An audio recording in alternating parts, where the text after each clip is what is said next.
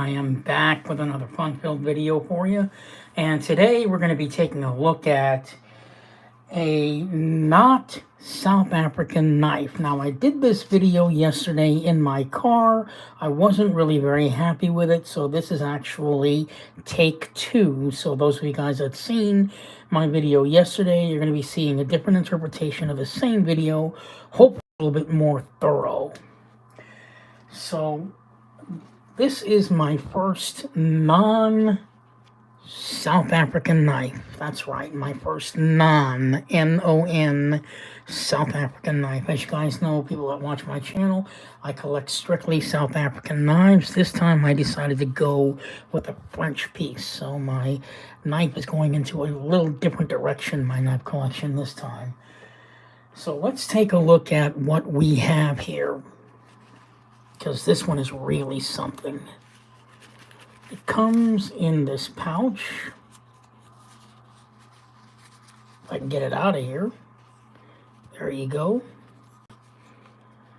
Get you guys take a look at that bad boy in a second. The knife maker is Jean-Pierre Martin. He is French. Jean-Pierre Martin. And he is from France. And he made this incredible piece here. So let me give you guys a good quick look at it. There you go. There's the pouch. Get that out of the way. I'm going to give you guys a good quick overall look at it. And we're going to do the specs. There's a little secret about this knife that I've never seen on any knife before.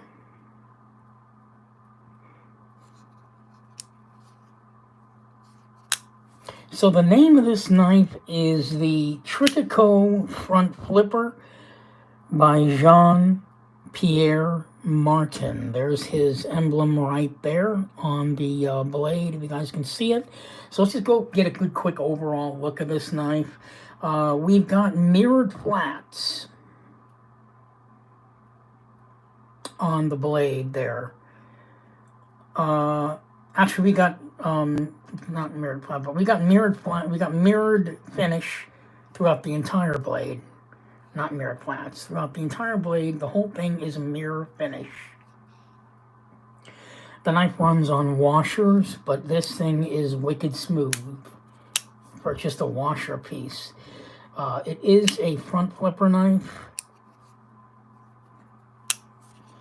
Preferably the index finger is how you would flip this one. You can do it with the thumb, but you do have to find the sweet spot, and I have. So there you go. What this knife has, these gorgeous Damascus, sort of these gorgeous Damascus inlays on both sides of the knife. The entire knife is completely lightweight because it's all carbon fiber. Just really beautiful carbon fiber. Even the back spacer is all carbon fiber there. Very, very light. We've got a even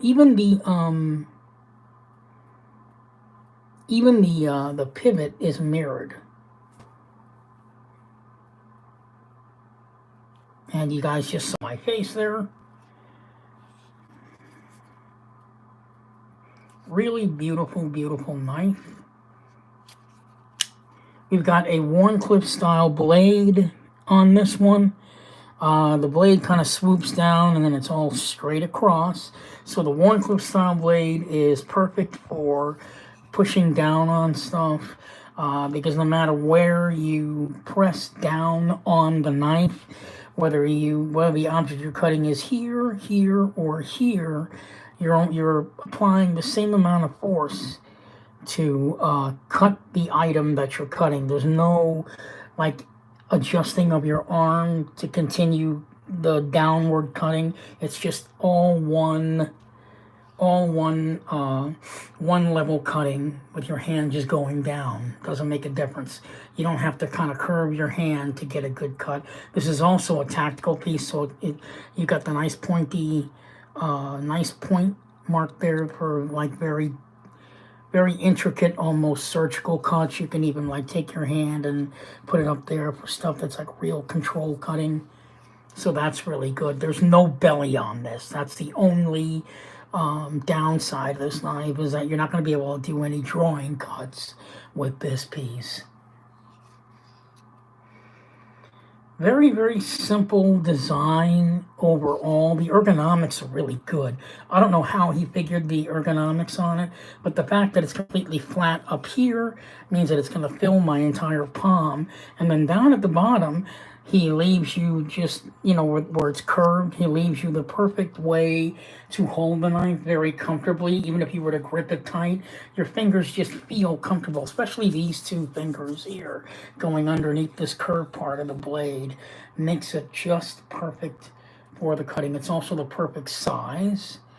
The jimping, you know, it works, but I don't think but it only works if you have your thumb in that position cutting. Otherwise, if your hand kind of scooches up, you can't really take advantage of the jimping, which is fine.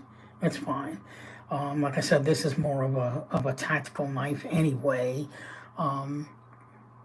Not sure you'd be doing a lot of heavy duty cutting with this, but I'm pretty sure you can if you wanted to. The knife is very, very lightweight. So let's go ahead and do the specs, and then we'll do some size comparisons. So the knife again is made by Jean-Pierre Martin. This is a one-of-a-kind handmade piece. The blade length is 3.4 inches. The total length of the knife is 7.9 inches. And the weight of the knife is 2.6 ounces. We've got an RWL30 stainless steel hand-rubbed satin finish. I'm sorry, so I was wrong about that. It's a hand-rubbed satin finish blade, but you can still see yourself in it, so I can see why it would confuse you to be a mirror finish, because it's not a mirror finish. So Jean-Pierre Martin is sort of one of these, he seems to me like he's taken knife making to a completely different level that I've seen on other knife makers. South Africa has a certain style of knife making where their main focus is what kinds of materials can I put on a knife and still make it a good quality piece, and yet they still come out in the end with amazing fit, finish, and quality. To get to the same point, Jean-Pierre Martin does it quite differently. He's got sort of a James Bondish type of a style of knife making that I've never seen on any other knife maker. His knife, and all of his knives I've seen at the Blade Gallery, they're all incredibly tight fit, finish, and quality. The aesthetics are astounding. What I mean by that is this. Let me just pull this out just to show you an example. And I'm using a production knife because I don't have like a custom one in my hand right now. But if we take a look at the Zero Tolerance 0562, this knife is one of the most sought after and most familiar knives in the production world, is this knife here, the ZT0562, okay? Construction-wise, all right, let's talk about that for a second. Take a look at how many screws you see here on the knife. Now, the carbon fiber on this knife is just as beautiful as the carbon fiber on this knife, but check out the difference, all right? What they did here was actually quite brilliant, okay? You've got a ton of screws that are popping out on the knife. They realize that, you know, there's a lot of screws on there, and in normal cases, that would probably interfere with your eye, with the beauty of the carbon fiber here, and it does. But what they do is that they accentuate it and change the color of the screws and make that the art. So it doesn't take away from your eye, you know, even though this is not really a customized ZT. The fact that if you can imagine what the original one looks like with all the screws here, you know, that kind of takes away from your point of view of the artwork of what the knife is trying to say aesthetically. So, having said that, let's go back to the Trittico front flipper. That's the name of this knife, the Trittico front flipper. This knife, it's got 2 screws, man. I mean, or if you want to count it, how about 4 screws on both sides? But here we have just a pivot and this one little tiny screw here. And then same thing on the other side. You got the pivot and just the one tiny little screw there. I don't see anything else interrupting my eye on the carbon fiber. So he's a very, very clean knife maker. And that's part of the price of the knife, is the fact that the knife looks aesthetically clean when when you have it in your hand. There's not too much interrupting your eye. Now, let's get to the secret, because that's really kind of cool. There is a secret with this knife. I'm going to show you what it is. If you see in the video yesterday, I talked about it and showed it to you, so I'm going to show it to you again. Does this knife have a pocket clip? It looks like it doesn't, does it? But if you look closely, check this out. I'm going to close the knife. Well, actually, I'll leave it open. Check this out. There's the pocket clip. There's the pocket clip. Now, if you guys want to sit tight for a second, I'm going to show you how that pocket clip works.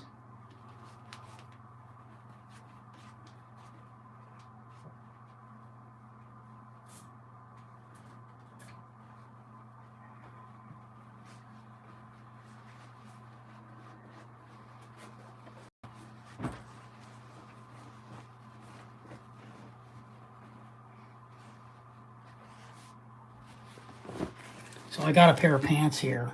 I don't know if you guys can see this or not, but I'm going to try. So here's the pocket clip in action, how it would sit in your jeans.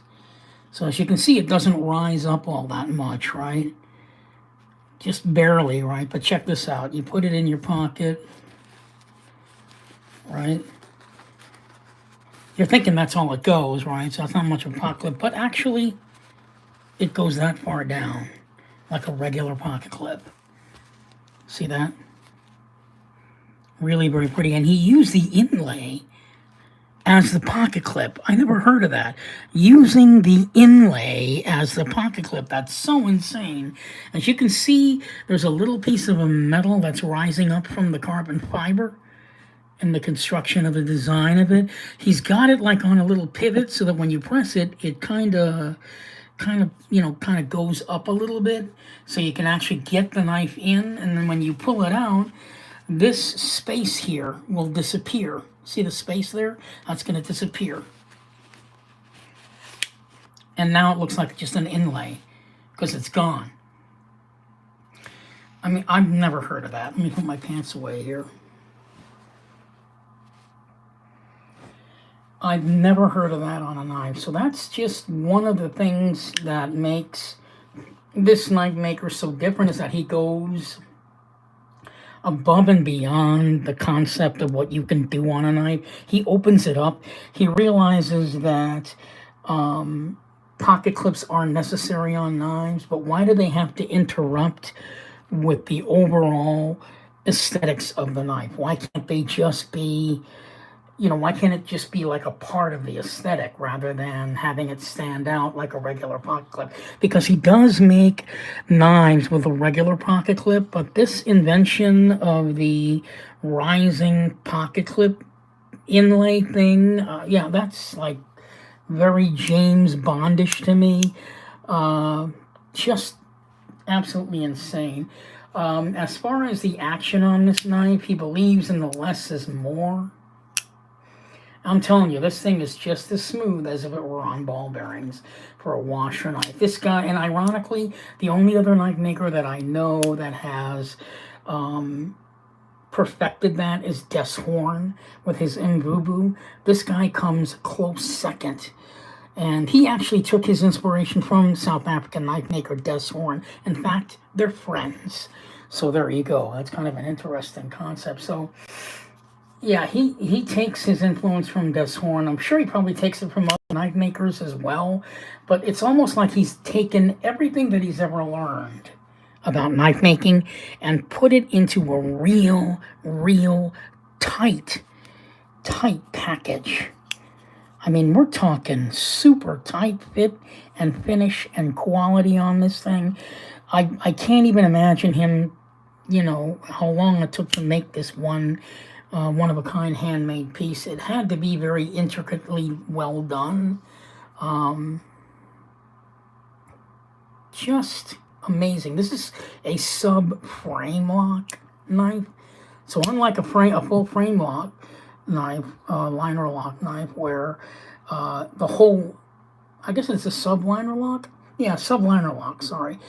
Unlike a regular liner lock knife, I can't believe I don't have one here, where the entire liner runs throughout the entire knife on the inside of the knife itself. But in this case, as you can see, there's just like a couple of screws in there for the what we call a sub liner lock, and that's nothing new. That's been around a while. Probably about a decade now, the subliner lock. What it does, it minimizes the space in the knife and giving you more room to work with. I can't imagine if it's harder to do that than a regular liner lock, because I don't see very many of them. Like, I don't see very many subliner locks like this one, where it's just a little bit of the liner, and it's actually screwed into the carbon fiber, or actually screwed into the material to create that effect. But it's the same as a regular liner lock. There's no difference. Yeah, this thing is wicked smooth for a knife that runs only on washers. God. I do love the color of the inlays on this one.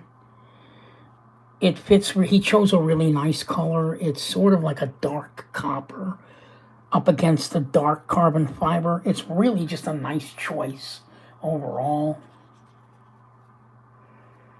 And just the overall shape of the knife is really nice.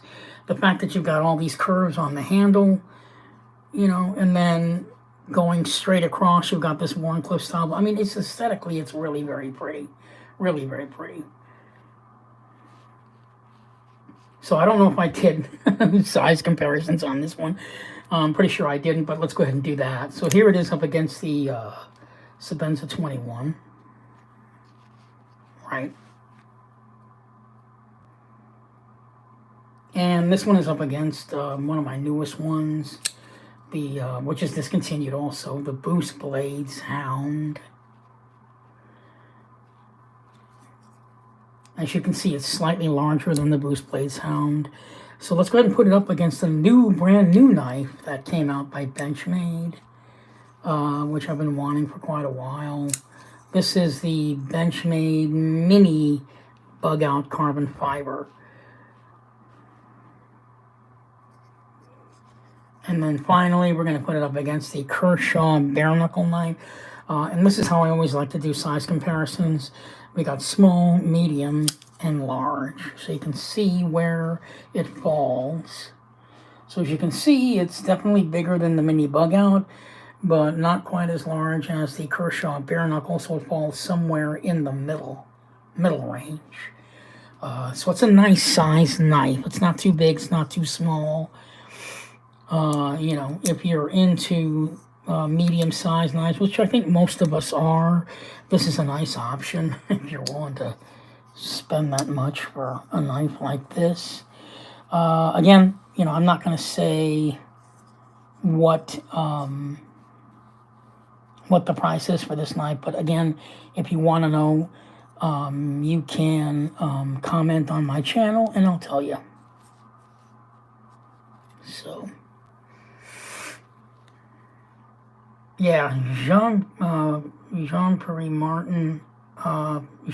Martin's Trittico flipper. This is knife making at a whole new level. He took everything into consideration. There is nothing about this knife, aesthetically or mechanically, that I don't like. I like it all on this one. Really just an amazing, amazing artwork of a piece. I've also never seen a pivot screw where it was mirrored you know, to match the blade. They're saying this is a hand-rubbed satin finish, but really, I don't see it. To me, it looks like it's a mirrored blade, a mirror finish, because you can still see, you know, you can still see stuff in it. Like, I mean, there's my hand right there, my finger. So it's a mirror finish, but they're calling it a hand-rubbed satin finish. So that's kind of surprising.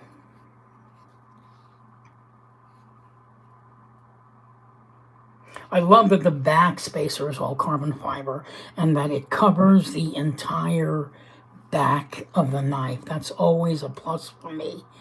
There's nothing in the knife that's not covered, even closed. And I really only like two kinds of construction. I like it where it's completely open with just one standoff.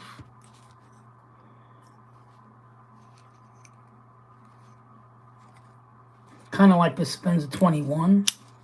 See where there's just one standoff, and then, you know, this one screw here. I like it completely open or completely closed. I'm not a fan of like that half back spacer thing. It just doesn't look right to me aesthetically. So, I mean, and that's even if they try to make the back spacer somewhat artistic. You know, hats off to them when they do that, but I still kind of like it completely closed or completely open. It's just my preference. So there you have it, Jean-Pierre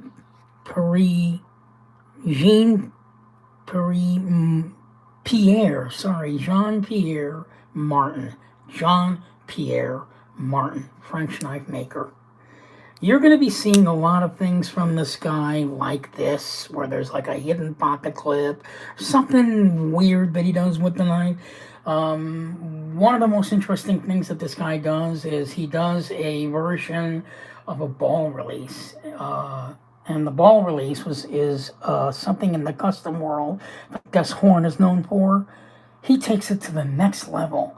If you, and I don't have one of those knives, but if you go to his website or if you go to YouTube and you YouTube Jean-Pierre Martin knives, you'll see his work on the 2022 Blade Show, and you're going to see some really wacko, cool, freaking James Bondish stuff looking like this.